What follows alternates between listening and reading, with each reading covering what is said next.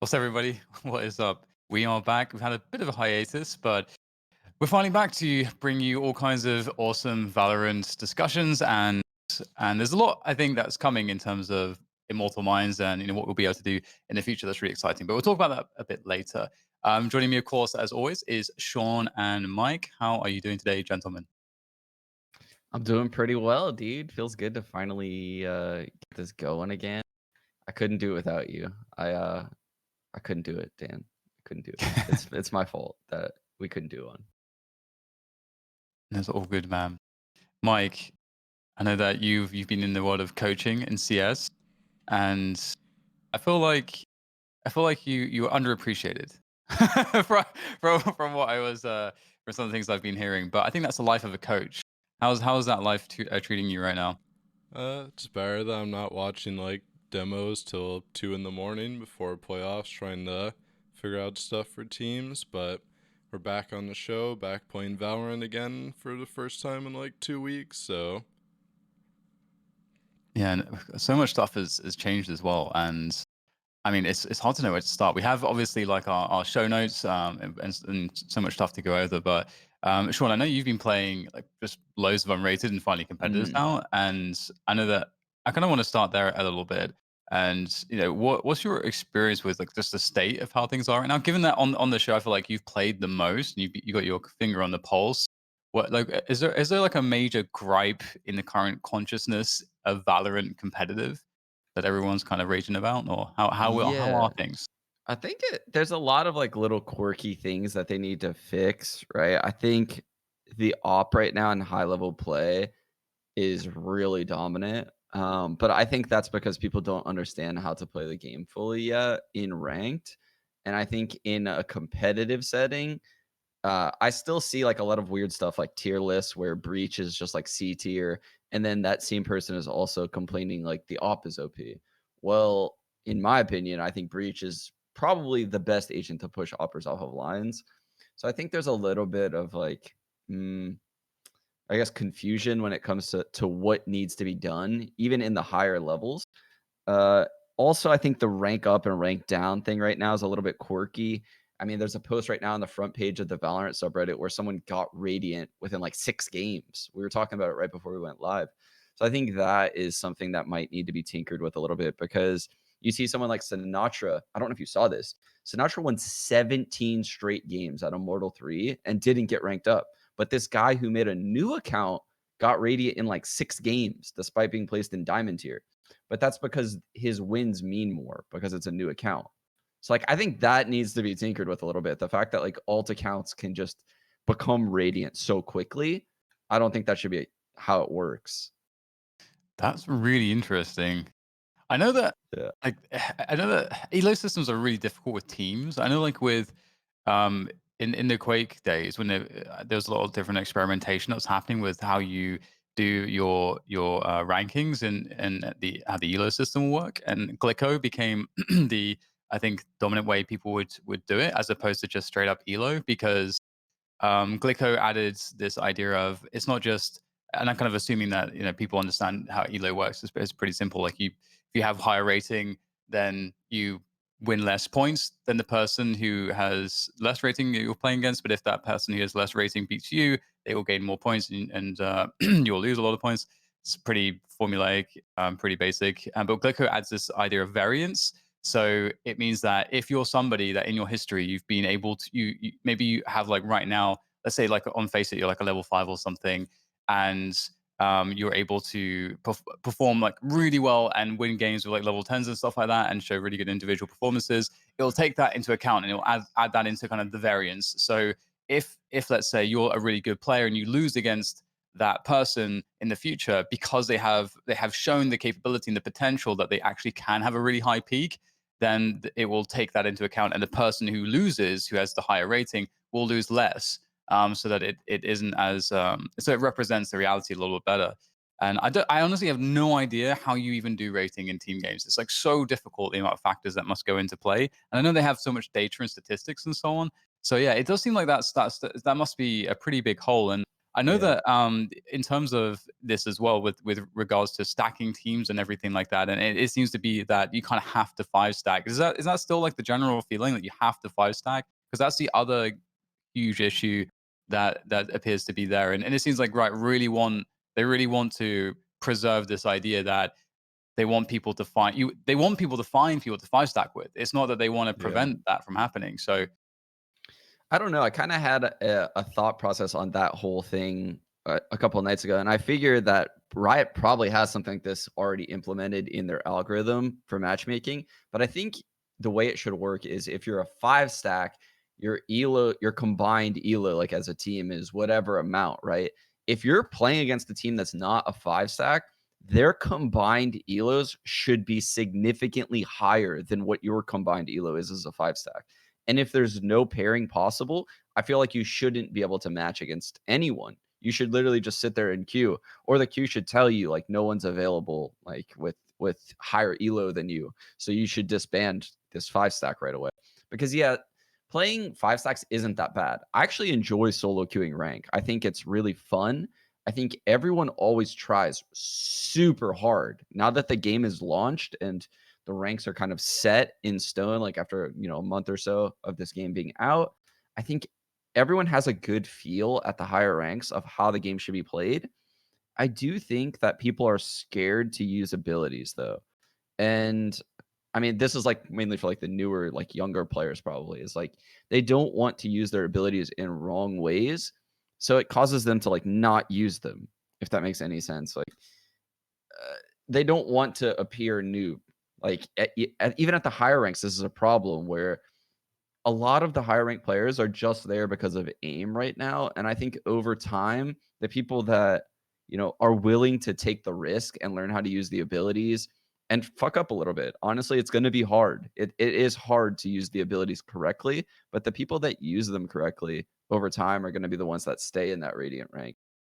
And I think it doesn't matter if you're a solo queue or a 5Q right now, but it probably will be significantly harder to solo queue like 6 months down the road.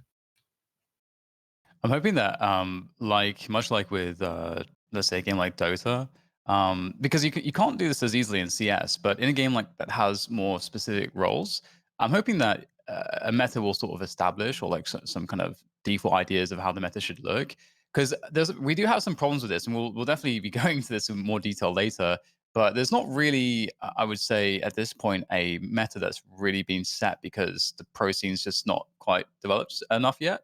At least that's my general takeaway. There are some obviously some basic ideas people have. Like people still have the idea, for example, that you must pick Sage. Like you must always choose Sage. And obviously, that's we understand, especially after all the nerfs, that you don't have to have Sage. There's also different ways around that particular thing. And I think that was the whole point that of Riot creating those nerfs is that they don't want they're showing us that they don't want there to be an automatic pick. They want there to be opportunity cost. They want if you do choose Sage, it's because you're sacrificing something else, not that you have to choose Sage because if you don't, you're sacrificing, using something that's really OP. So it's interesting to see that development and kind of in the general consciousness, which does Yeah. take me, I think, to the first kind of thing on the docket, which is we had two patches between episodes. So we can talk about those. We had, and Viper was actually, I think, a really interesting change for me. I haven't really messed around with a toxic screen, but a toxic screen now goes through walls, so it allows much easier lineups and way more possibilities in terms of how you can use that toxic screen. And it actually seems like Viper has received a lot of attention because I don't know that it was the case necessarily that she was ever bad, but I think that in the beginning of the game, she's always going to be a very difficult agent to know how to use correctly because the team has to play around her abilities as well, and that's kind of hard to communicate if you're solo queuing or something. But either way, her toxic screen was changed. Her snake bite, obviously, they increased the radius before, and also now they've given it the ability that it makes players fragile, which doubles their damage received.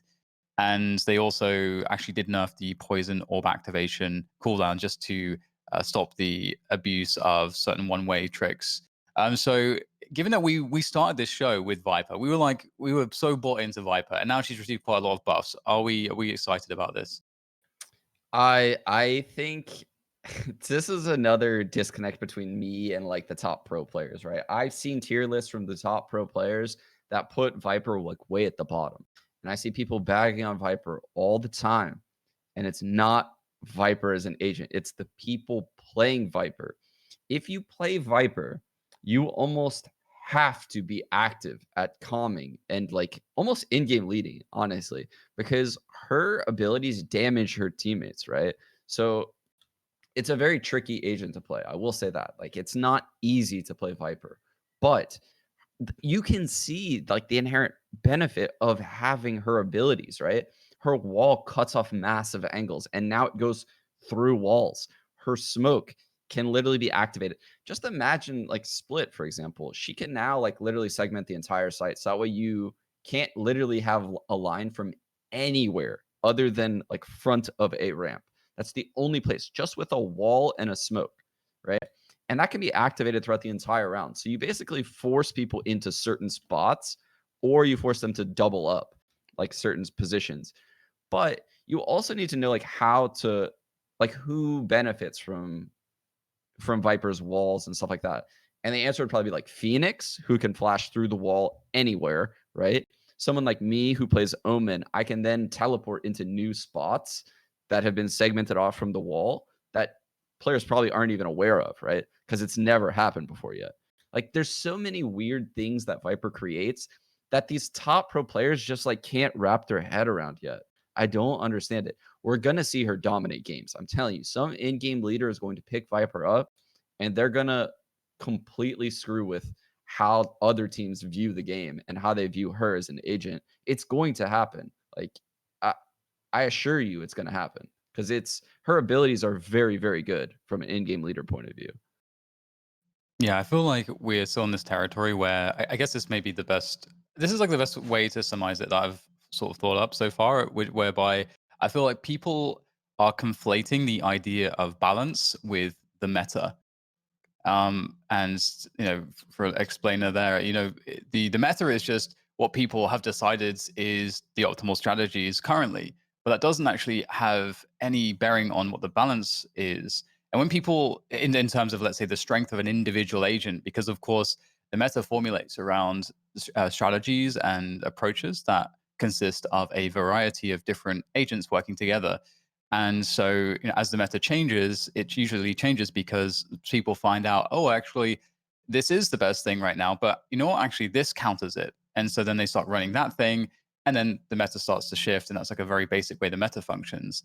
And in terms of like actual balance, when people make tier lists, it's that's kind of what you're doing. You're actually kind of removing the context of team play and strategy. And Mm-hmm. you're just saying this agent is good. And so I think people are kind of conflating these two ideas, and they're not. You're not. It's not really how it works, in my opinion. So that's my take on that because I think you're completely right, Sean. I think that Viper and what she's able to do, she just creates so many interesting options because there's way less limitations. And so in terms of like creativity, I cannot wait to see some of the people that are really creative and are focusing on building lots of awesome tactical plays.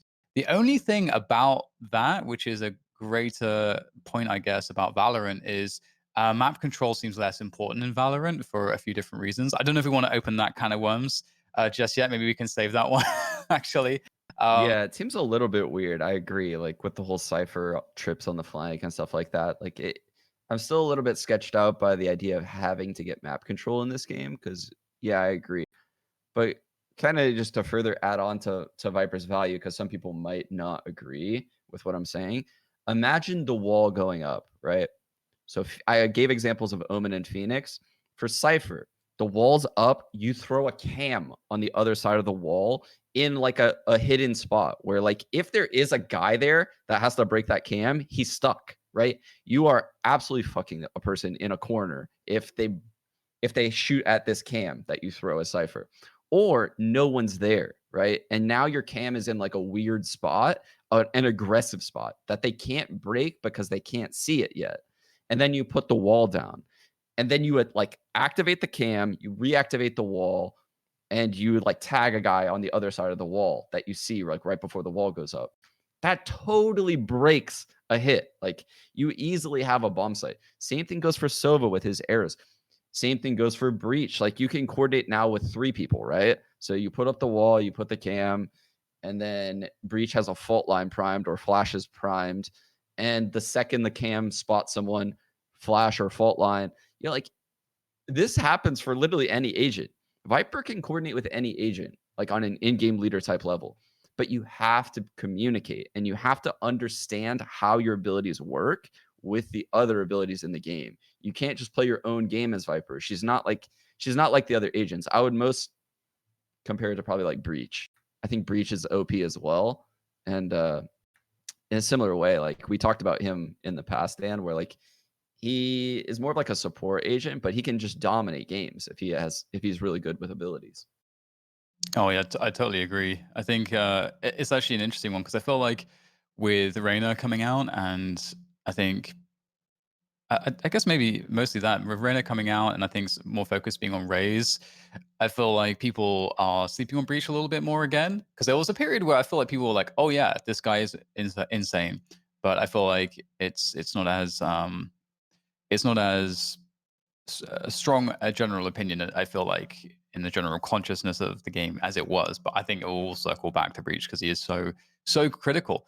Another change that we saw was, and this is going to be, I'm going to ask you about this, Mike. So they made an adjustment so that your vision is you're less punished, let's say, from pushing through smokes with how the vision works as you're pushing through the smoke.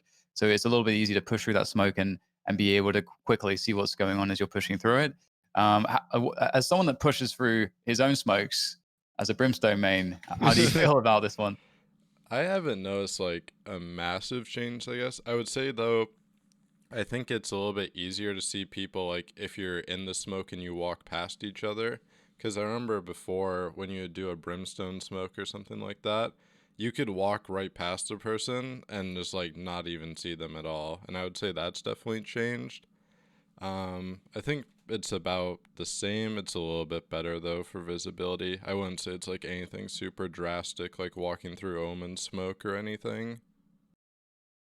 Yeah, it's really interesting, huh? Because like I think when someone comes through the smoke, they're still at a massive disadvantage if they come through a brimstone Yeah. smoke. But when they're like camping inside of it, and if you were to like walk inside of it with them, they would kill you. It with the current iteration of the smokes. And I don't think that was the case before. I think before you would just like walk right by them. Yeah. Like you said, it was fucking weird. It was so weird. Well, in terms of other sort of, I guess like I feel like quality of life type changes because I feel like that has I've had a lot of interactions inside Brim Smokes now, and it does feel generally better. Like it feels like you're not just walking through muds that you're just opaque, Yeah. completely opaque, and you can't see a single thing. So I kind of like that. But one thing that I think is a really big one is they changed the tagging. And obviously this was in patch 1.02, so we're still doing 2 patches ago, but that was a really big patch. And the numbers are that they reduce the tagging effect from 80% to 70%, and for wall tagging from 35% to 25%. And they also increased the time it takes for tagging by 100%. So you get that little bit of extra time before the tagging starts to kind of maybe get around that corner. I've actually felt that I've been less frustrated by tagging. I've noticed it less. So that I don't know if that's like that means they found a sweet spot here. But do you guys have thoughts on the tagging now? Yeah, I agree. I notice it a lot less. And I've also noticed like if I hit someone in the legs and they can kind of get away from me now. Like I'll like chase into them and they can get away and reposition in ways. And I've been caught, like I've been killed trying to hunt that frag down that I previously would have been able to get. So that's where I did notice it is like before I would be able to complete those kills because the person wouldn't be able to move and they would try to like squirm away and they couldn't get away. Whereas now they can just actually get away and use their abilities. I think it's a lot better this way. What do you guys think? I mean, I don't see any negatives to this. I thought it was like really annoying before because people could just accident like one shoot you in the leg or something like that. And it's like, well, I am committed to this gunfight now on this Yeah. angle. I am not repositioning. But yeah, now it feels like even if you get shot maybe 2 or 3 times, you can actually reposition, fall off the angle, which I feel like is way better for the game in the long term of like, you don't just have to take whatever fight at any point in time or commit to it. Yeah, it definitely seems like it's moved in a good direction. So I don't know if they'll end up changing this at all. I know that, for example, I would really like to see faster movement speed, but I don't remember where I read this, but it's something that they considered, but apparently it would create too much of a peaker's advantage that would sort of harm the experience for them. And I mean, we have this in CS, obviously. Like we have a strong peaker's advantage. We've got the right eye, left eye thing as well to make it even more confusing. And you know, it's I don't know, people got used to it. So I don't know. I would love to see what it would just at least feel like because I feel like it would also allow for them to kind of open up maps more and just do with more with maps if the players can run more quickly. And Yeah. also at that point as well, maybe you'd also just tweak the sound values. But now I'm like starting to tweak like basically all these like fundamental components of how the game works. But either way, one of the next things, I think that's obviously a pretty big deal moving into patch 1.03, which we just had, is that the Guardian actually got changed, and they're trying to give it finally its identity. So it's no longer basically effectively the same cost. Obviously, it wasn't exactly the same cost before. It was like 2,700 versus the 2,900 that you would need to buy like the rifle, like a Vandal or a Phantom. Wait, is that correct? Yes, that's right, isn't it? And now it's down to 2,500, and they've slowed the rate of fire, which is good because it kind of felt like a automatic rifle, honestly, a lot of the time, and has Yeah. really high single bullet damage. And they also changed it from medium to high penetration, so they wanted to give it this identity where it's like it's obviously it's a slightly cheaper class of weapon, but it also has now a different job, which is an interesting one in terms of the fact that it has like the high pen, and I believe the only things that have high penetration are the machine guns and The the operator, right? AWP, yeah, Yeah. and I think or the operator, and I don't think the Deagle does it, or the Sheriff? Does it? I think it might. Yeah, it does. It Yeah, it It does does. does? because Okay. Sovas spam through the scent wall Wall with on a it. set, yeah. Yeah. So those are the only guys. So it's joining that kind of club of high penetration weapons. And I think so. This is really interesting because this seems like a really good change. But what do you guys sound on this? Have you messed around with it at all?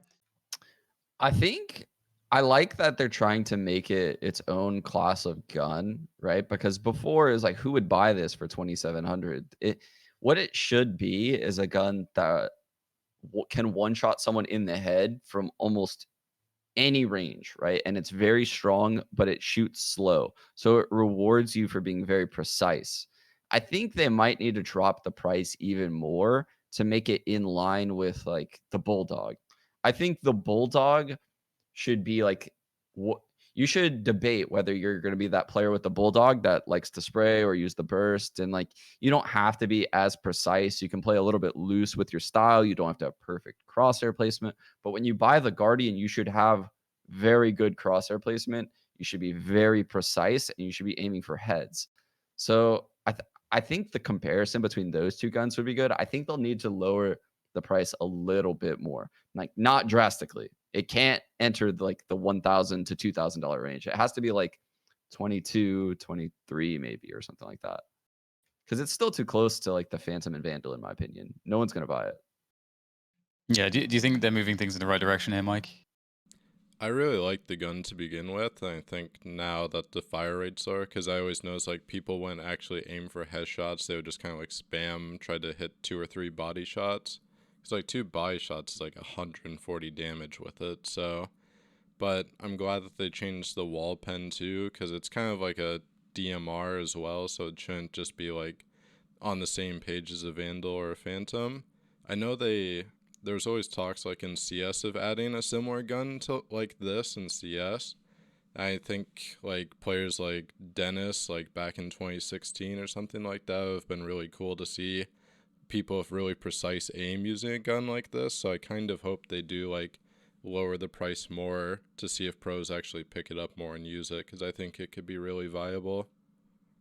Yeah, I want that's what I want is like I want them to lower the price enough to bait the very, very skilled pros into using this in a competitive environment. I still think it's too high for them to make that risk, right? Because if you buy this instead of like a Phantom or Guardian or I'm sorry, a Vandal, and you don't land your kill, you look like a total idiot. Like you're not going to do it if you're a pro player unless you have like the utmost confidence, right? Like peak scream, like ready to just like tap people in the head.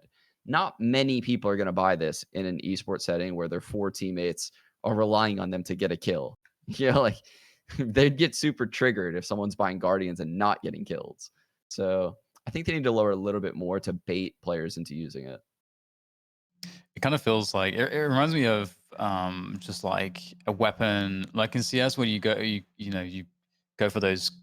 Let's say you get a bomb down on the T pistol, and but you lose the round, and you have all this money. It feels like kind of one of those half buy weapons, or like the hero buy Yeah. weapons when you're on a save round. One guy gets a guardian, and as opposed to everyone getting like sheriffs or something like that, and you can kind of try to recycle it. It feels like the price is coming down to a point where stuff like that becomes possible, and it obviously is extremely good at range, which is kind of one of the aspects of playing at eco rounds, is that usually the defenders try to maintain range where they have the advantage with the weapons. So that's why like um typically stuff like a deagle or a sheriff is so important, is because it's a cheap option to actually fight, like have some kind of a chance at that kind of at any kind of a range. So it's an interesting one. I'm really curious too. The whole scream thing is really fun. Is that You're right? It's actually really cool to see people who are basically just one tap machines work weapons like this.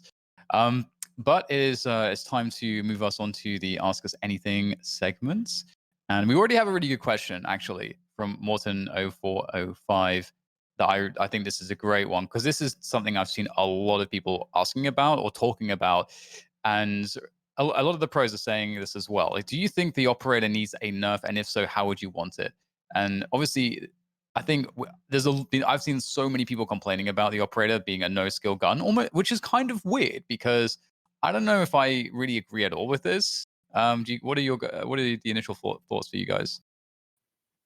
The operator's so easy right now. It's so easy. I feel like whenever I'm losing in ranked and I buy an op, like it's almost guaranteed that I'm gonna get a kill because there's just so many lines that I can fall into and just like teleport out of obviously if I get in a bad spot as Omen. Um, I think I don't want to see them just obliterate it, but I think a scope sound would be enough to make the op not OP, right? Something where, say, like an op is in hookah, right? And you send the boom bot in, and the opper shoots the boom bot, and you don't know if that opper is still in that line anymore in this game. Well, if you hear the scope, you would treat it like he's there. Like if you hear the rescope, you would treat it like he's there.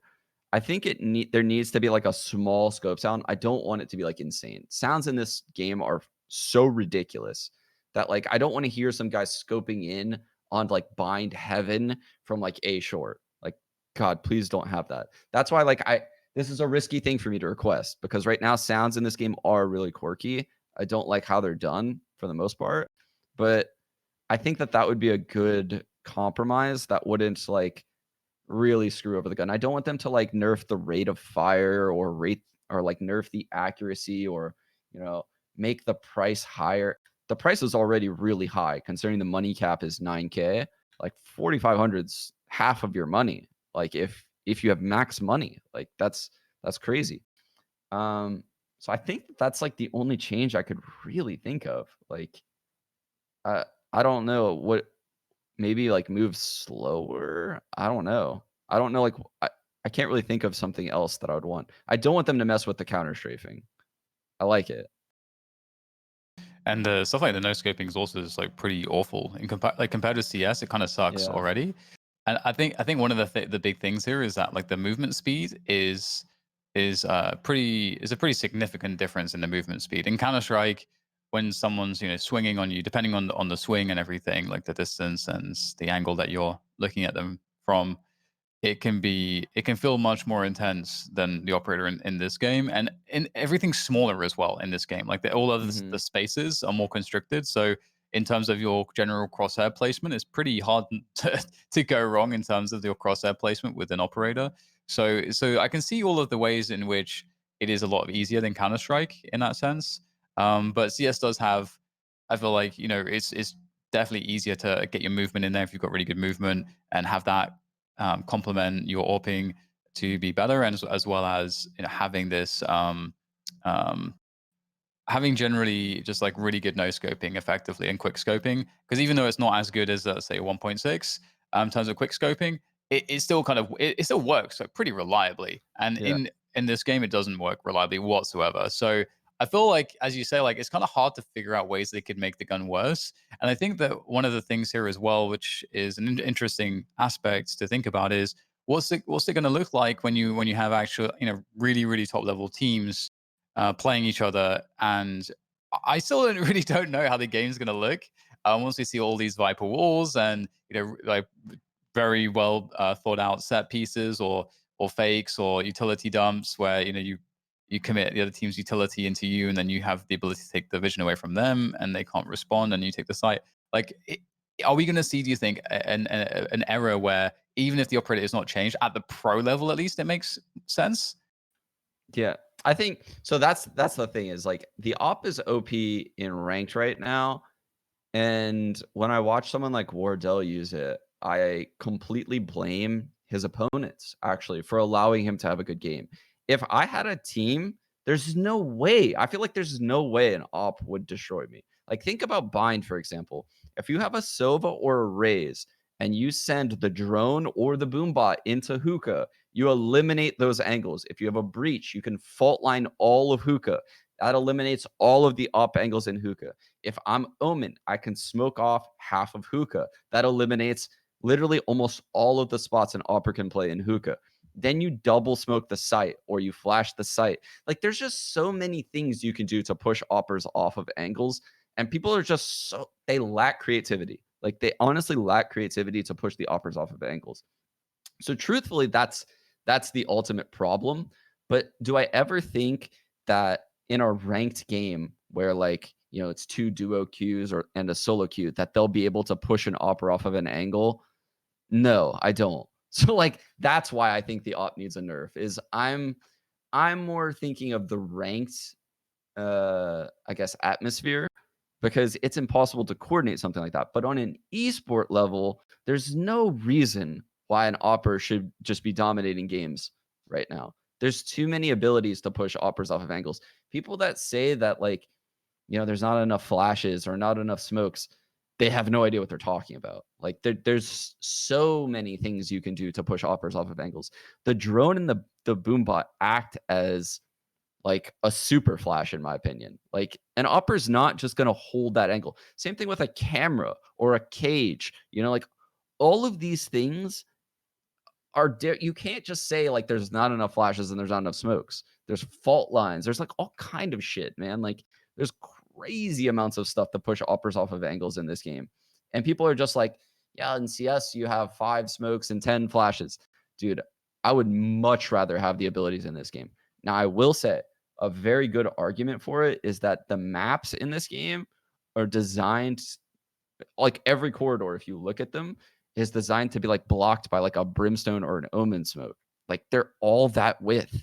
So they're not like big corridors like in Counter-Strike. Like there's not areas where, like you really have to think about your angles and like you might have to flick somewhere. No, it's not really like that in this game. Like the only example that I can think of like that is if you were opping like long B on bind and someone could peek you from like low or high, or like you have to like really kind of flick to the guy or like have good crosshair placement right there. And that doesn't really exist in a lot of areas in this game. I mean, how do you feel about like the map design affecting how good the op is? I think you mentioned that just now.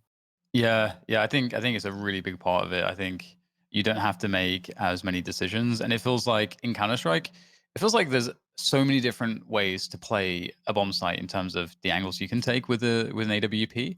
But in Valorant, I feel like at best you have maybe a similar amount of options, but the issue is that it's so easy to take those options away. Like you said, actually, it is actually hilarious that all you have to do is if you think that an AWP is playing anywhere, you can just drop an Omen Smoke on that position, and he can no longer play that position for 15 seconds. It's not like you can bluff and just be like, oh, I'll just hold this position with an operator. No, you can't. You don't want to be doing that because that just in this horrible kind of close range situation where if you try to push out of it, you're probably in a bad spot. So it just doesn't make sense. Like there's so many different answers to an operator. The only thing that I can see being a problem with the operator is maybe if it's being used aggressively, but at that point you're taking a lot of risks and you have to know the game well. You have to set yourself up with your teammates, and at that point you're just being rewarded for playing some good team, just good team play in a tactical shooter. So yeah, I feel like it is. I think you're right, Sean. Or at least I think it is just that people just don't know what the fuck they're doing in terms of Yeah. dealing with the operators. And it's even in CS:GO, honestly, even these days, if you play matchmaking or anything like that, if you buy like 3 or 4 AWPs on the CT side, people will be like, "Oh, you can't buy that many AWPs," and it's because they've watched Pro CS. It's like, yeah, in Pro CS you shouldn't do that, but actually, when you have a really disorganized team approaching and just walking all of these angles and giving you like walk peaks or trying to play contact, you're going to absolutely blitz them. And so Yeah. it's actually really effective in like matchmaking in CS to have a lot of AWPs. So it's kind of the same in this game, actually, in that sense. And for all the reasons that you mentioned too, whereby the map design does also make things a bit easier to connect those shots. So yeah, I'm totally with you on those points. Um, yeah, I think we covered it pretty well there. Yeah, Um, I it, I Go think ahead. if they nerf it anymore, now the more I think about it, if they nerf the op anymore, it might not be in pro play. Because I'm talking like 3 months down the road, once these teams have more synergy, because the teams do look pretty fucking good right now. Honestly, like they look pretty organized. So like the better and better they get, the less and less opportunities ops are gonna get. So if they nerf the op, it could be very detrimental to the gun. Yeah, I definitely agree. Like again, in thinking about it, I can't really see that many places they can go to make it worse, but still relevant, as you say. Then this tends to be the case with anything that's very good, is that people just have to like understand the presence of it. It's like in CS as well. In CS, if you know an AWPer can be playing a certain position, you treat that very differently as a someone with a rifle. Maybe you ignore certain angles completely. Maybe you actually run swing gaps as opposed to walking. You risk making a step just so that you can get safely across that angle, or you use certain utility to kind of just assume they're there and just invest in pushing them back if they are there. Like in CS, like that these things exist and these possibilities exist, and you're thinking about these things because it's just a more established game in that way. So I think it will get a lot easier for people as time goes on. But it will always, I think it's a gun that's always going to dominate the lower levels of play, and I think that's just kind of how it is.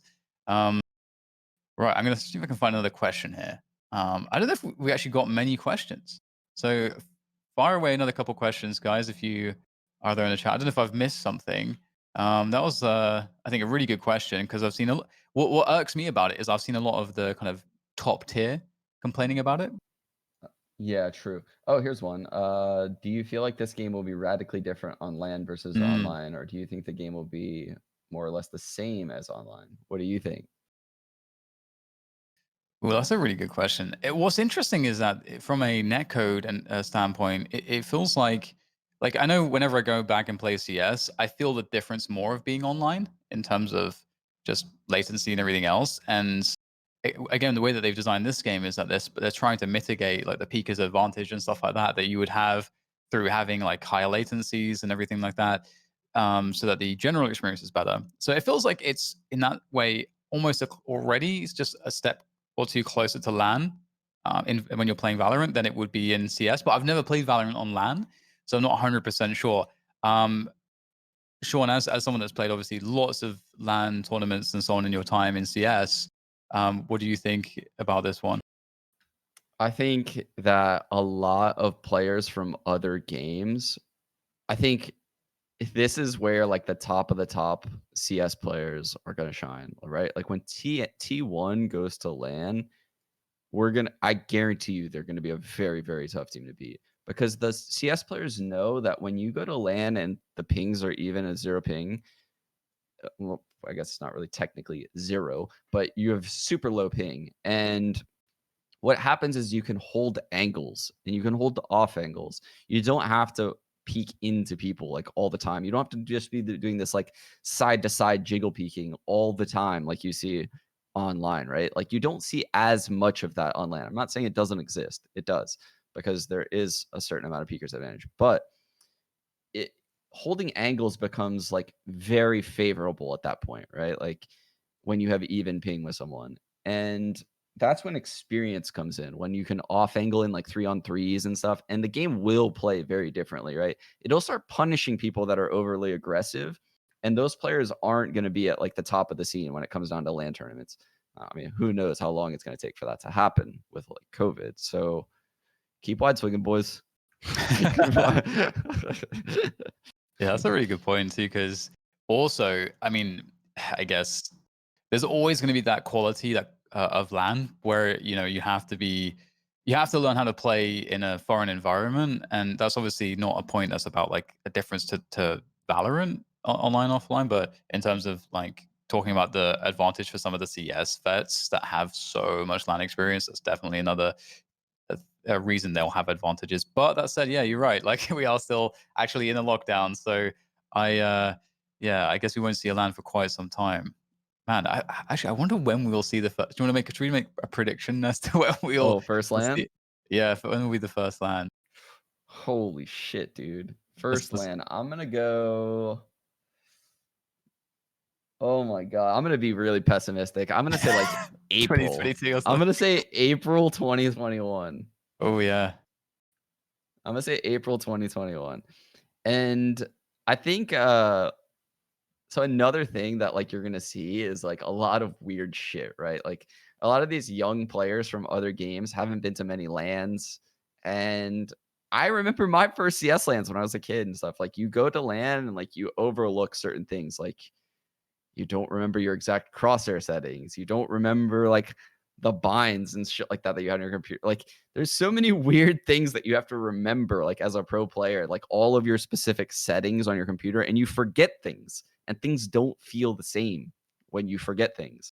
And then you get in your head and it takes years of experience to like finally like feel comfortable when you set up on another computer and like understand like the little nuances that change. So that's another thing that I think like CS vets have an advantage over the other esports titles in is that feeling is just having all the preparation needed because there is a lot of weird things. I'm not saying that it's going to be impossible for like a Fortnite team, like Fortnite converts to beat a CS team, but it's just unlikely because of all of the other variables involved. They can be as good aim wise. They're probably better, honestly, from what I've seen. They're very flicky. Well, I just want to try to quickly smash out another couple questions. So Blue Frost asks, how good is a 70k grid shot ultimate average score for someone relatively new to tac shooters? Um, and in that, I mean, I think whilst these aim trainers are very helpful, it can be there's a lot that can go into your overall performance in terms of your decision making. And sort of the second part of your question was talking about sort of understanding angles and so on and peaking. But I think generally speaking, like I was actually stuck when I first started playing Gridshot Ultimate. I think I was like stuck around 75k for like a couple of weeks, and then after a couple of weeks, it just went up to like average of like 90, 95. So you can improve pretty quickly, I think, if you're training every day and putting the time into also not just doing that, but like going into the range and also thinking about like like what good peaking looks like. Like look at streams of like the very good players and try to like contrast what they're doing in certain spots versus yourself and how they move around and try to ask the questions, why are they actually moving in like this as opposed to in a different manner? So that would be a very quick advice on that one. Um, I still find myself with bad aim in a lot of matches a lot of the time. I don't really understand peeking that well. Would an opera or entry frag? Okay, I'm not sure what that second part of the question is. I'll move on to Mello's question. So I've put a lot of time into CS and ranked G and playing ESEA Advanced, but it feels like the CS League is literally all people plugging it out and not really wanting to put in the time. I'm sure Mike can speak to this. I don't know if I should switch to Valorant where I'll be better than 80% of the players, or just stick it out in CS. So this effectively a question about is is it is it worth making a switch to be able to actually gain some traction in a career as a budding kind of a budding TAC FPS pro basically. What do you guys think about this whole idea of like switching from CS to Valorant? Valorant's like the flavor of the year, I suppose, but CS is proven in its longevity. There's a lot going into a Yeah. question like this. Yeah, that's a very loaded question. I'm gonna be kind of like brutally honest and say you should definitely just play whatever makes you happy. Like, right? I think whatever game you enjoy playing more, you should play. Because if you're playing a game that you don't enjoy, I can tell you playing it like 30, 40 hours a week at a pro, like when you're a pro, playing, obviously, you're probably playing more than 40 hours a week at that point if you're a pro, you're not going to enjoy every second of it. So you better enjoy it when you're having fun in like these unrated rank G environments and stuff like that. Otherwise, when you're scrimming and like you're signing on day after day, doing the same things over and over, just trying to perfect those things, it loses a lot of fun. It's very tedious, right? The fun parts are when you can play the matches, but the matches are few and far between when you're a pro player. So you better enjoy the actual game itself and like moving around and like that's why I do enjoy playing Valorant like a lot. Like I enjoy the abilities and how they synergize and the teamwork involved. But I mean, I also enjoy CS, right? Like that's how I played the game for 20 years. Like it's really whatever you enjoy playing the most, right? Dan can So probably speak to that. Dan, you're a true gamer. Like you play like all the games. So yeah. Well, so there's an aspect to this question, I think, which is so I definitely think that what you said is totally correct, but I think there is an element that some people they they can kind of play anything to a certain degree and really find enjoyment in it, but what really makes it is playing competitively and achieving like getting achievements competitively. And I think that's like one aspect to this question as well, where it's like will it be a better environment to actually try and compete?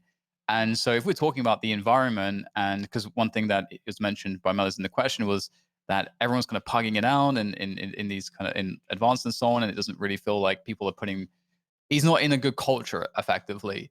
So maybe the idea is, would there be a better culture for aspiring Valorant professionals, given especially that the game is also very new and people haven't really figured it out just yet?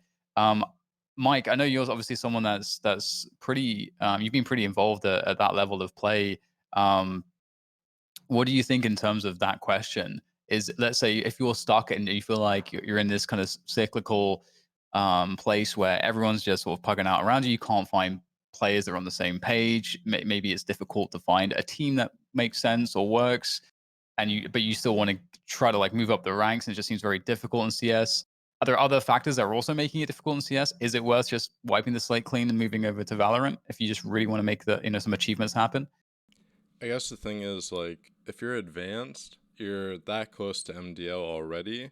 So obviously, I have like no idea what type of player he is, like what type of roles he fills, how he plays the game. But the only thing is, when you switch over to Valorant, you might carry over like your mechanics and your aim and stuff like that, but your all of your knowledge kind of resets, right? Because now there's all these different abilities, different stuff like that. So a year from now, like in the current stage, most ranked G advanced players could probably do pretty well in Valorant and just kind of dominate, get Immortal, maybe even Radiant.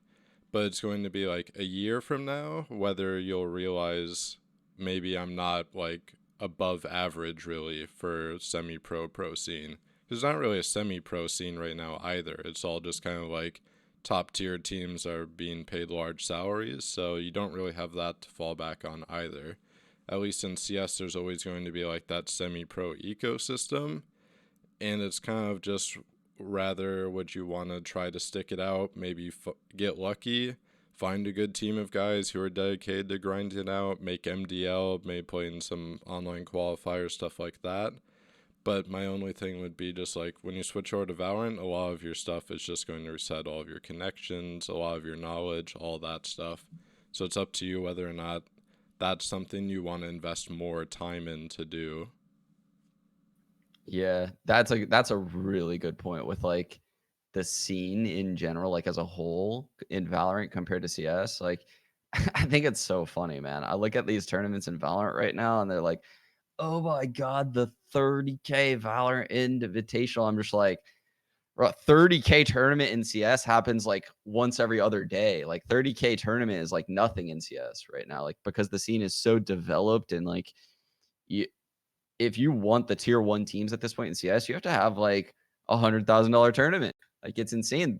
The money in Counter Strike is like ridiculous, and I think it eventually will probably get up there in Valorant, but it's going to be different once Riot takes over. And like, I mean, the league players don't make that much from tournament winnings. They make a lot from their salary.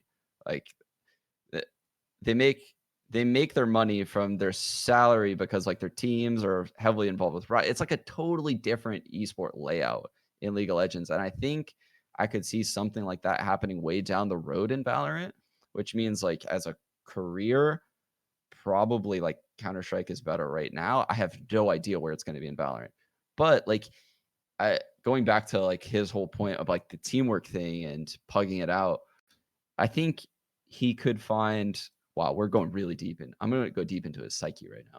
He could find more enjoyment in like the Valorant style of play, right? Where like he could be like, "Yo, Breach, use your flash like this," or "Phoenix, use your wall and like flash through it," and like I could flash this and I'll smoke that. Like it sounds like he's someone that enjoys the teamwork aspect of Counter Strike, and it's hard to get people to buy into that in Counter Strike as someone that's an in-game leader, right? There's very like set nuanced styles in CS that people like playing. They like dry peeking things. They know how to get kills with very little utility. In Valorant, like it's a new game and there's so many different abilities. People are very receptive to what you have to tell them, and you can think of things that they haven't thought of before, right? Like, and I think he like that type of person would find enjoyment in that sense, for sure. I love it. That was a great answers, guys. Good work. Good work. That's Yeah, pretty we went pretty really deep thorough, in I that think. one. We went deep Um, in that. so last question, I think, and before we move on to talking about Sage. So I know this is one that I think you have complained about this, Mike, but it is pretty mental. I'm just trying to find the question again. Um, it's about Reina healing to Reina's heal. Is it too good? Shit, where is the question? Let's see. Scroll, scroll, scroll. Here we go. From Liam, do you think Reina being able to heal to 150 health on a pistol round is too strong? Um, Oof, yeah. Reina's heal. Like we have yet to see any Reina nerfs, right? I don't think she's been nerfed at all. Yeah, she hasn't been yet. Okay. No, I don't know, man. Like, so in like the higher levels, she doesn't seem that sick, but like in lower levels, she seems insane. So like I don't know how I feel about her. She has the same thing as Sova, where like when Sova shoots an arrow, everyone on the other team knows where that arrow is. Like it shows up on radar on the minimap. When Reina throws a flash, everyone in the server knows exactly where her flash is. They know where she is at that point, right? Like because she can only throw it so far. It's actually worse than Sova's arrow because Sova can launch his arrow across the entire map. I think that once that's probably why you don't see her like a lot in esports settings because it's super telegraphed what she's trying to do.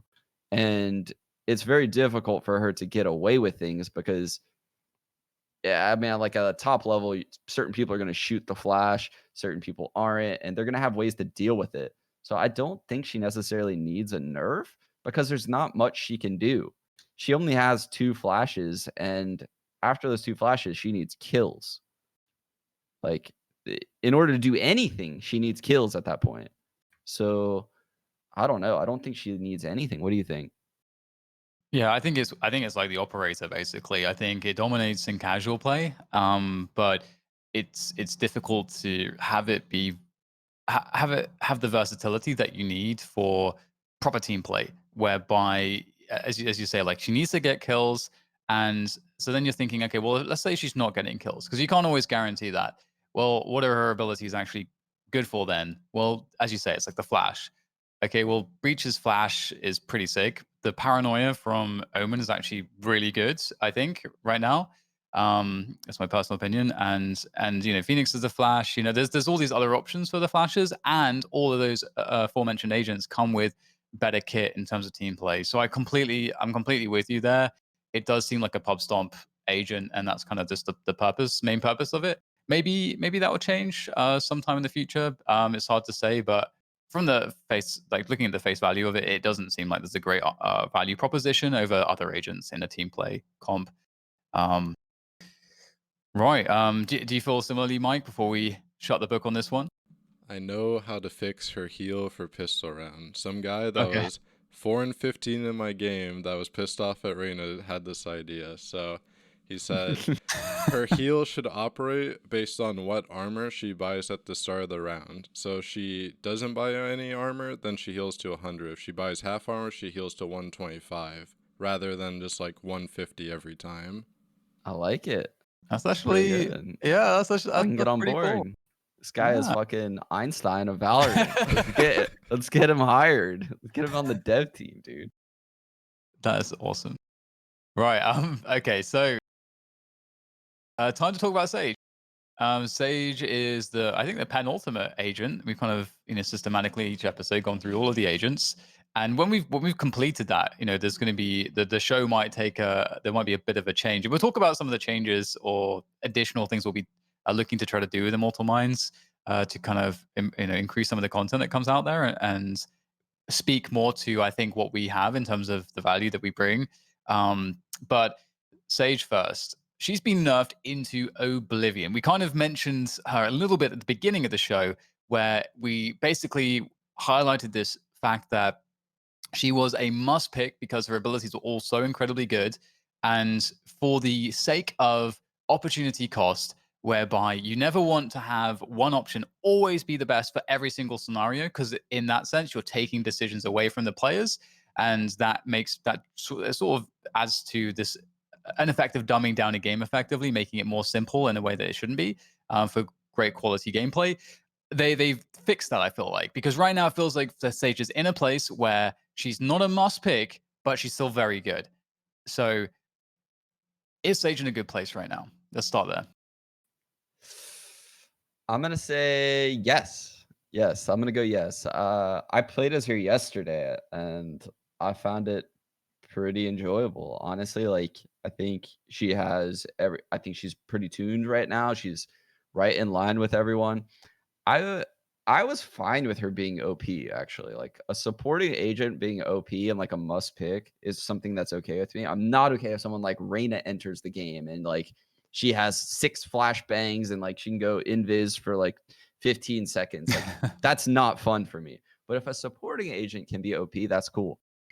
And I also think the nerfs to Sage made the people that play Sage potentially use her kit more selfishly, which is something that I liked seeing. Like I see when I watch pro games now, like and I did it on stream yesterday when I was playing as Sage, is you can go on top of the tube in B site bind and put a wall there on defense and then use an operator, right? So that way when people come up long B, you're like way up in the sky. They could smoke the end of long B like by garden or octagon, whatever you want to call it, and you can see over it. You're so high up, right? Like that's a very selfish way to use the wall. Not many people were using it like that before because you could place it really far out. So you could use it like supporting very, very well, like to stop rushes. Whereas now you see a lot of people using the Sage Wall to like peek up and elevate themselves or like kind of confuse the enemy by like, say there's somewhere you would peek, you put the wall up so it covers half of the peak. The other person doesn't know if you're going to peek top wall or below wall. So like you kind of like change the angle up a little bit. I want to see Sages use their wall like that and use their slow orbs to take map control because they can get launched across the whole map. So like I like where she's at right now. I really do. I think it's a good place. And I'm excited to see like a more selfish Sage meta start to evolve because I think that's what's going to happen with the wall, how it's changed because now it can get torn down really quickly. So it's stupid to just like put up the wall to try to stop people now all the time. I feel like you should sometimes use the wall selfishly. Yeah, I completely agree. I think it's interesting as well from a map design perspective because I wonder how much thought went into that maneuver actually when the maps were designed. Were they actually already thinking? Because obviously the devs have been playing the game for like a good 2 years before anyone in the public got their hands on it, at least 2 3 years. So I wonder if that's something that they actually figured out. Because obviously there are certain spots like little headshot angles, like the back of B on Haven where you can wall up and get this headshot angle to window and so on. So I wonder like how deliberate some of that stuff is. But yeah, I totally agree. I think it's really interesting because I feel like the wall, if you had a really big range for it, I think as it was before, I think that's actually really awesome. But you would have to make some changes to the wall, either the duration or let's say maybe there are certain things that can take down the wall really quickly, whether it's abilities or certain weapons or it has less overall health in general, or like whatever it is. I feel like there would have to be other changes, but if they've just shortened it and they've kept the health of the same, I do like that. People are getting more punished now as well for just dropping the wall and just trying to cheat because people are really lazy with the wall. The walls are super strong if you know the right moments to use it, but a lot of people use it kind of like in Counter Strike. It's actually exactly like Counter Strike, right? Where in Counter Strike, when you're playing in matchmaking or something, someone who's maybe doesn't know the game very well and so on, they're going to throw their smoke on the choke point. If they're, let's say they're on the CT side, they're going to throw their smoke at a choke point straight away. And they're just going to be like, I have a little bit less stress. Don't have to worry about anyone pushing this angle. It's a brick wall effectively. And I feel like I'm doing a really good job in this bomb site for the time that Hmm. smoke is up. So That's I a think very good comparison. That's a super good comparison, actually. So I think it's the same thing. And it's like CS, you don't want to waste your utility at the beginning of the round. Like in CS, if you're on the defensive side, the whole like game is about the T's trying to pressure that utility away as quickly as possible so you don't have it for the late round or even the mid round. That's the job of the T side. And you as the CT, your job is to hold on to that smoke for dear life for as long as you possibly can, so that you have it as a tactical advantage later in the round. Dude, you nailed it. You nailed it with that comparison. Is like when you're like go MMing on CS:GO or something like that, you play Dust 2, the person that plays B is just gonna like insta smoke B, right? But if you look at pro players, they use their smokes in like quirky ways to potentially like leave gaps and get kills and like when the smoke's up, it allows them to focus heavily on mid. Whereas like right now, when I watch Sages on Split, they all play the same way, dude. They all literally play the same exact way in rank. They all go to B heaven. They all put their wall up in mid Insta on wall. Split, insta wall mid. The other team just shoots it all down. So now they have no wall. Literally, like 10 seconds into the round, it's like why even buy the wall? Like you literally only took 5 seconds away from them. Like, what's the point? You're not even using it to peak. You're not using it for anything. You're just doing it because you saw someone else do it. Like that's what. And it kind of was like, oh, they can't rush me for 5 seconds. I feel good. Okay, let's see if they're rushing B for these 5 seconds. Shit, they're not rushing B. My wall's gone. What do I do? Slow, slow, slow, slow. It's literally the same thing every time I play a split. And I blame the lack of creativity from the sages. Like it's fucking insane. They all do the same thing. It's crazy. Yeah, yeah, it's actually really interesting as well. The split example, I think there's more um, interesting points there, like playing Sage on split, because that's actually something I've been doing a little bit lately as well. And I've been trying to hold on to that utility, but as a quick extra point, it's whenever I'm playing and I'm seeing Sages do this where they wall straight away, I always say to my team like one, if my team's looking at the wall and not shooting it, and I'm just like, why the fuck aren't you shooting the wall right now? It's like it's for free. You can all shoot this wall for free, and now she has no wall. It costs $400 or credits, whatever. Yeah. It's really expensive.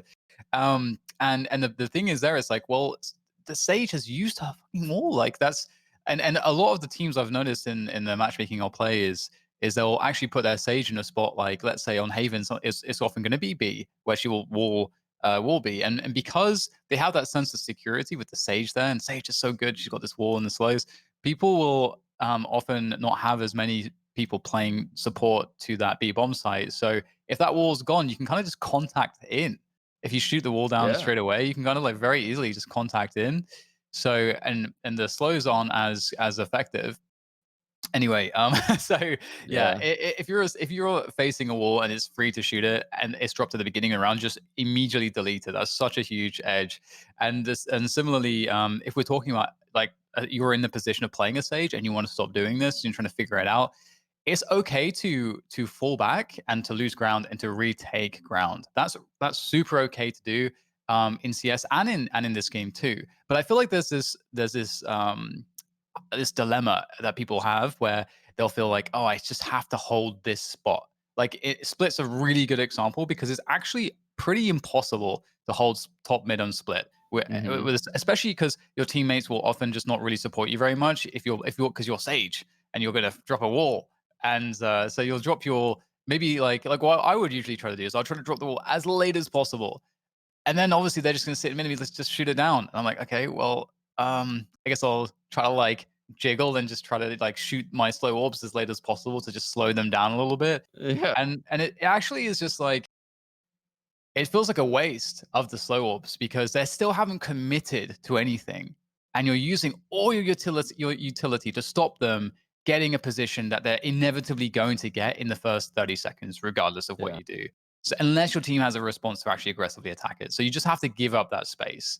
And that's There's okay. there's two types of sages, right? There's the one that plays like bind B site that like plays, around the garden, and when they sense people coming B, they wall garden, and then the other team just shoots down the wall, and then you slow or whatever. There's that sage, and then there's the sage that they wait for the bind to execute on B, where the smoke comes down in elbow, right? Like the backhaul, and they wall behind the smoke to look over it, and then they get free kills because no one's going to be holding above the smoke elbow during an execute, right?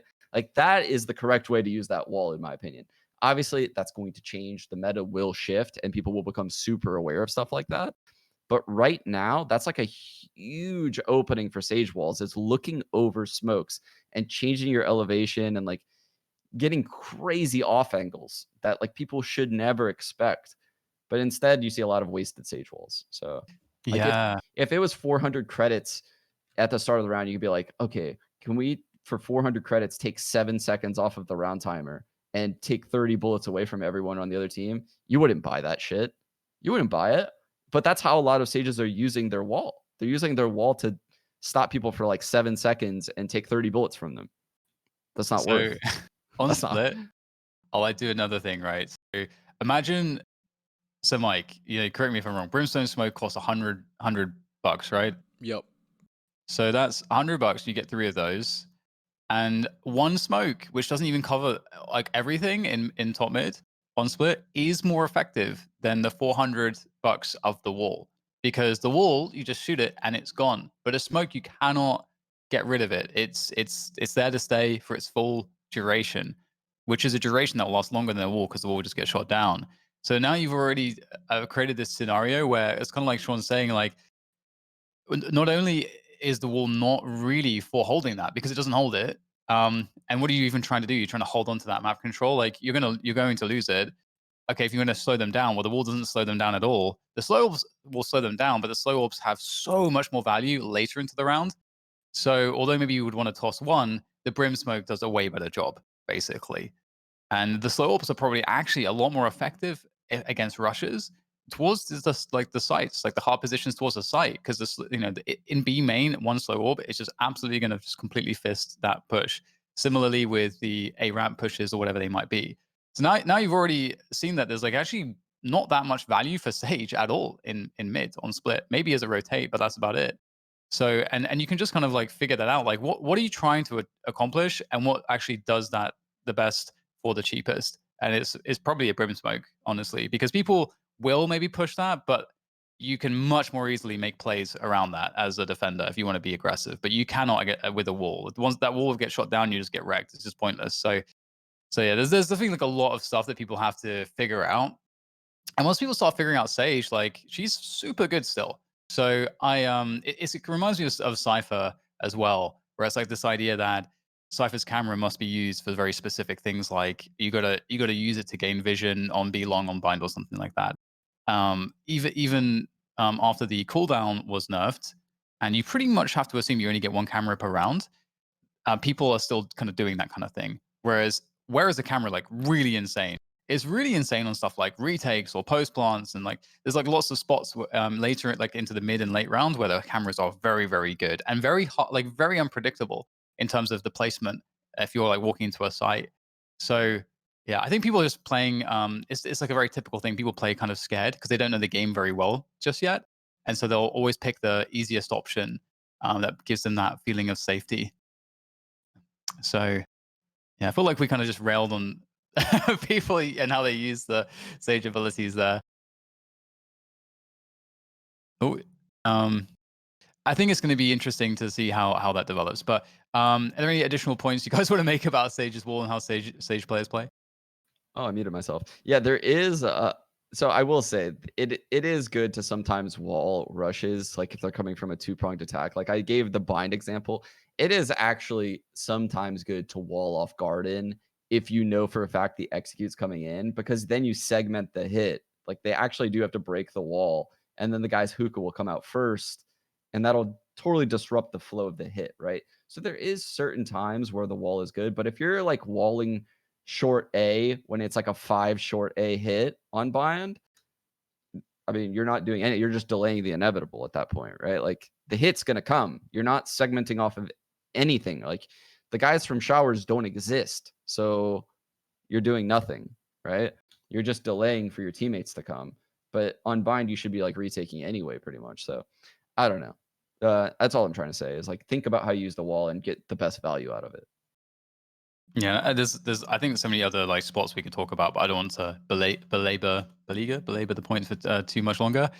So we do have, speaking of slow orbs and the strength of them, we do have some lineups that Mike has prepared for us. So let's look at this. Dude, they're nutty. They can get launched so far. Yeah, then this is something that I feel like, again, because people have a pretty simplistic. Sage is one of those characters where it feels like very intuitive what you're supposed to use her stuff for. And it seems really easy to on the fly throw orbs. So I feel like most people aren't learning lineups. So this is really cool to see, just kind of exactly what you can do. Like this is pretty sick. Like that's so nuts. Like into hookah there from positions around A. That's amazing. As like being able to support your teammates because it travels really fast as well. Dude, it goes so far and so fast. Oh my god. So her slow in conjunction with like damage utility, like Viper's Acid or Brimstone's Molly or Raise's Nades. I, so I play a lot with a Raise and actually a Sage. So on like Haven, for example, I'll have them both go Garage at the start of the round, and I'll say pre-slow grass and pre-nade grass. And there's so many times where you just kill people that just run up to the box at the start of the round on Haven in rank. These are like high ranked players, and you can literally get like triple kills because they can't move and they're stuck in the raise nade. They're just wrecked. Like these slows are actually very valuable when used together. They shouldn't only be used to like stop rushes, They can be used to stop rushes, but you can also literally get kills with them if you just combine this ability with any other agent pretty much. Yeah. Oh, for sure. Like if I use my Omen flash during a rush where a Sage slow is there, Jesus, they're all screwed because they can't close the distance on me and they're all nearsighted. Then my flash is like as Omen is technically the best flash in the game for sure. Like if I combine it with a slow. Yeah, this is awesome. Pretty nuts, man. These lineups are This really good. this is the kind of stuff that makes me super excited for like the pro level, like maybe in a year to 2 years time, when there's just going to be so many different plays that people have. Like there's just so many different ways to like actually get kills or gain ground or create tactical advantages with like very specific lineups and combinations of agents and their Yeah. abilities. It's super fun to think about, and I'm loving these lineups. Great stuff from Surgeons to find all of these. Like if I was a Sage main playing split, I would like look at this video, right? And be like, okay, why do we lose when we go A, right? Why do you lose? Oh, well, the A guy is pretty typically pretty easy to find, and he can only get like 1 kill most of the times. So we can trade him out. Typically, what ends up happening is some guy just like runs out heaven or something like that with abilities and just destroys you. Well, if I'm Sage and I pre-slow heaven, no one's running out of heaven. And then it becomes like a 1-on-5 at the site because you're probably going to smoke off ramps. You can probably like molly ramps. You can do whatever, right? And then you smoke off screens. It's literally a 1-on-5 in the A site if you have a Sage that knows what they're doing. Oh Like, yeah. but like I said, I think Sage potentially is like one of the laziest characters in all of ranked that I play. They all Yeah, do the same exact thing. They dude. don't think like that.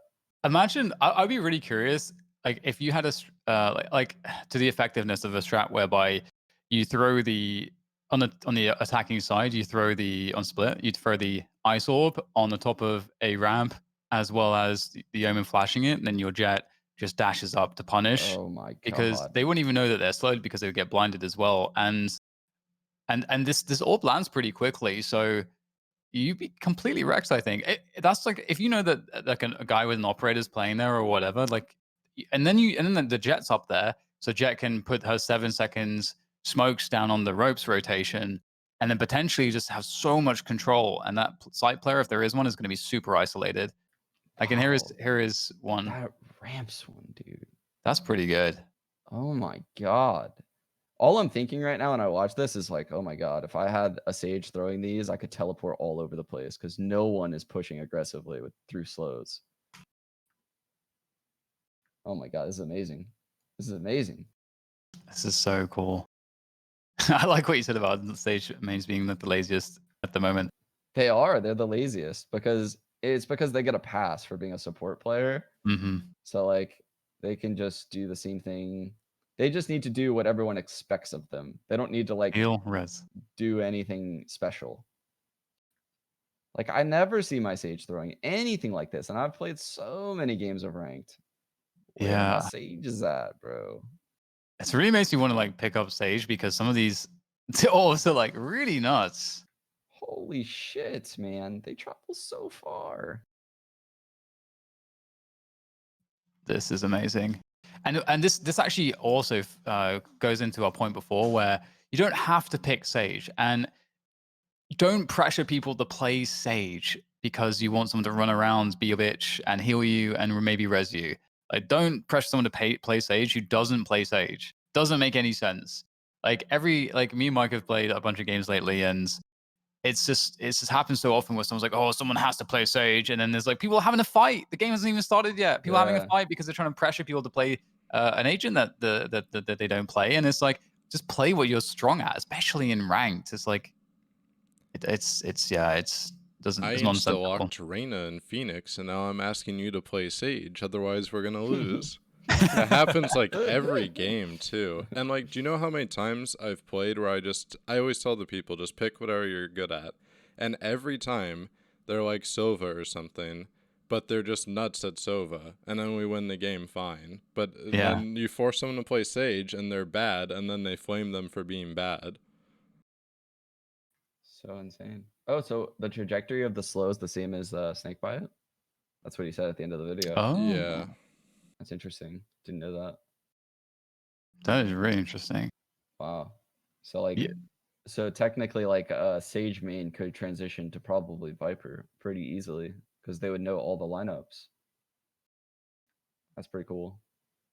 I think Yeah, that's that's the really hardest sick. thing in this game is just like lineups don't transfer because all the Yeah. projectiles have different like speeds and stuff. Yeah, like it would be very difficult probably to be a Brim main that also like a Brim Sage main, right? Like you can't switch between the two pretty easily. Like the Molly for Brim post plant, dude, is actually broken. It's insane. Yeah. It's so broken. It lasts so long. So like if a Brim is in a clutch and they have a Molly, you are literally donezo. My problem is that duelists never want to entry, so then I have to entry, so then I can't use my Molly late round. Oh, the Brim Molly has the same trajectory, but it bounces. So it's pretty Yeah. close actually. And then there's the Phoenix Molly that is not Wonky. even from the same game apparently. Like I don't even know how they thought of that. Holy shit, man.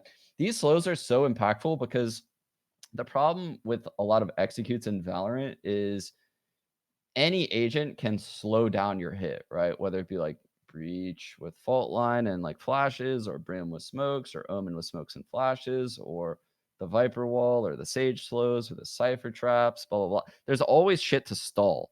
And the stalling allows the rotate to come in. But if these Sage slows are stopping the rotate from coming in, the stall doesn't mean anything. Like they're just stalling so that way they can be ready themselves, but they'll have no utility. They're just gonna get traded out at that point, you know? That's the value of these slows. These slows are insane. They're literally insane. They're like almost game breaking, actually, now that I'm seeing them. Like, and I'm thinking about how executes would feel knowing that a rotate wouldn't come in and kill my entire team. Like they would have to be well timed. Like, don't get me wrong. Like they couldn't just be launched at like the start of the round. They would have to be like during the execute when the rotate would come in. You slow heaven and then you slow screens. And then you know for a fact you get the 1-on-5 at the A site, right? But the stage couldn't be, well, I guess it would be 1-on-4 because the stage couldn't be part of the hit. It would be insane.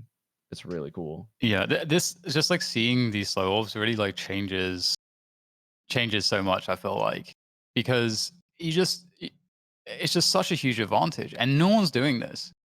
And it's the slow orbs are still so good. They're so good in combination with other stuff, even if it's just people swinging. Like it's amazing. I feel like this little segment alone is just it will kind of, I suppose, it's the crystal ball, as it were, of Oh, the hopefully crystal ball, the slow orb. Oh, of I see what you're hopefully that's doing. the look into the future, I hope, of what Sages will be doing. I'm hoping. Because all it takes, right, is just a few clips, from either like pro matches or like maybe your favorite streamers, and they actually bother to learn some slow orbs and like make some plays together. And then it might enter the meta. Like if it's gonna be dealing with some common spots, maybe that it's gonna enter the meta. And that's like some great content. Like if you're in like a little stream team or a streamer playing with your friends and you're doing stuff like this, that's super awesome. People will love to see that. And it's something that in this game, I think you get, it's better than in CS in the sense that in CS, it's very difficult to play with random people, or even with a couple friends and random people, and have anything that looks remotely coordinated. Very, very difficult. But in this game, it feels like everything makes a little bit more sense because the roles are a little bit more defined, the abilities are a little bit more defined, the maps themselves, like it just everything about it just kind of encourages you to kind of play with your teammates. Of course, not everyone's going to do that, but I get a better sense even when I'm playing at doesn't actually matter which level I'm playing at. It generally feels like people are more on the same page of like trying to play together, even if Yeah, they don't know how to. They're trying to do it. they're They're trying trying. to go to the Yeah, same places and so I feel like this game is actually going to be like really cool when people just get better at the game in general. And I yeah. think rank's going to be super fun. It's gonna be so much fun, like 6 months down the road. That's why part of the reason why this game is so tilting right now, right? Like you watch streamers. I mean, I'm guilty as fuck of this. Like you watch me play ranked, I tilt so hard in this game. But it's because I do this show and I see like the possibilities and I've like researched all the agents and like I've put thought into this, right? Other people haven't necessarily had the time to do that yet, but they will. Like they will. If you're a Sage man, you're gonna stumble upon content like this eventually, right? And then you're gonna learn these slow orbs, and this stuff is gonna be seen in higher ranks. It's going to happen. That's how the game is going to evolve. And that's what we started saying from the get-go, right? Is like we're lagging behind a little bit. Like we're probably like a little bit ahead of the curve as far as like utility usage goes. But once this happens, like our minds are going to be blown with like how people synergize this kind of stuff with other abilities and how unstoppable it looks at times because it's going to happen. Like it's just a matter of time. And we're not there yet, but we're gonna get there like soon. I can feel it soon because people get too mad right now. They're mad because like Not because bad. they don't know what to tell the sage. Like and the sage doesn't know themselves. They just don't know what to do, right? Like no one knows what to do, but they know it's possible. So it's like it's kind of like a child getting upset. Like they don't know why they're upset. They just want something.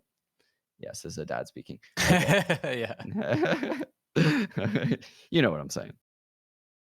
Well, I think we are coming to the end of the show, so I think we've got a couple more clips to run, and and I think that was like a really nice way to kind of cap off the Sage segment, Sean. Just like like kind of the look into the future there. I think you summarized that really well. And we have a Nisenev who is in the Twitch chat. What's up? He has a Sage wall. I think is the first clip we're going to be seeing.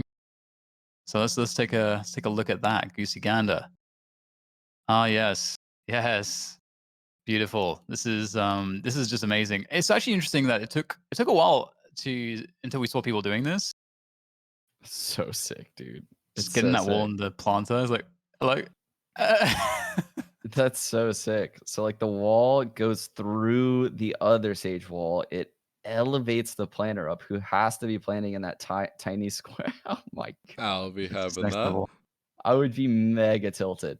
And that's another thing, like when you're Sage, that I should probably mention on this show, because a lot of Sages probably don't realize this. You should have the spike all the time on bind. You should always have the spike, probably on every map, to be honest. And the reason being is because your wall, like on this bind strat, for example, if you're going to do this wall strat, you're close. You have to be close to put that wall up. And your res is the most valuable alt on the team, most likely, right? So you want the plant point. And it doesn't make sense to have two people run that close up to the site. You can get hit by utility, blah, blah, blah. Like you don't want, like, say, like a Raze running up there with you, because the Raze should be taking U-haul control or staying pocket to guard you. Like the spacing should work out where the Sage is planting the spike. I That's a really guess good point. I haven't really ironed out that thought in my head, but I'm pretty sure that I can't think of a better scenario than this Sage planting the spike, because the spacing works out so well when the Sage plants the spike. Oh, thanks, Peak. Have a good one, man. Yeah, it's such a good point that you mentioned of like thinking about like who should even have the bomb in those kinds of spots, because it even in the top matches I was seeing like Sage's entry fragging, and I'm just like I can't believe that these players don't get it. You know, like I can't believe that the thought Yeah. hasn't gone into it in that way. But to an extent, the general structure isn't sort of there. Yes, people are winging a lot right now, but we do have one more clip from Nasenov, which is actually with Omen. So you'll be a fan of this. And this is the last clip here today. Omen. So what are we going Oh, here? oh, this. Okay, this is insane. This blew my mind. I saw this yesterday. He tweeted at me. This is I haven't so seen this one sick. yet. I didn't even know that this was possible. Run me through it, Sean. What's going on? So the second he like clicks his teleport button, like there's like a lag in it, and he starts diffusing like as the sound is being made. So the other person probably thinks he tapped it before the telly, but he's actually sticking it the whole time throughout the teleport. I don't even, it has to be a glitch. Like That's amazing. they have to actually fix this, because it's kind of crazy. I love it though. Like I hope they leave it in. I can't wait to do it actually. After seeing some of those like ninja diffusers where like you just the spike defuse, I bet this is something that they like actually patch. They give like the sound of the diffuse a priority over everything. Or I don't know how the sound works, but like I feel like I bet they're gonna change that. We'll see though. Maybe they won't. Maybe they won't. Maybe it's just like a part of the game. We'll see. Dude, you know the best part about this clip is that it literally is the game winning round. Like he Oh literally wins a yeah, 1-on-3 one to win the 3. game in ranked with this trick. I'd That's be so so mad. sick. I would be so mad. I'd be so mad if that was me. Be like, what? How? He tellied. What? Game's broke. I'd be so salt. That's epic. Well, thanks very much for sending in the clips, Nasanov. That does bring us to the end of today's show. So there's a couple things that is worth mentioning. So for next week, we'll be going live at the same time, same place. We'll be covering Reina, and she'll be the final agent, and we'll also be talking about Ascents as well, the map, which is going to be really interesting too. And I think we have an interesting tool as well that we can use for that. And also, as a bit of a teaser, we'll be doing a VOD analysis. We have yet to pick which VOD, but one of the things we always wanted to do with sort of all of us collectively on the show is to really take the pro matches and to break down stuff that people are doing and to just chat about it. So we're kind of trying to figure out our scheduling right now to find something that works for all of us. But that's something that we want to do somewhat frequently in the near future. So this week we'll be trying to get the first one out there. Just make sure that you check our Twitter and we'll make sure to be tweeting about it. So yeah, and also I think Sean's streaming every day, so ask him ask him in his stream True. if you want information about any of those things, and I'm sure that he'll be able to answer you as well, or just send us a message on Twitter or what have you. So that's some of the stuff that's coming up here for Immortal Minds. Can't wait to get into more of the nitty gritty of the esports stuff. Thanks for joining us. Any passing words, Sean and Mike? No, I'm really stoked that we only have one agent left, right? I think you alluded to it. Our goal with the show was to talk a lot about like pro matches and like the meta within the game.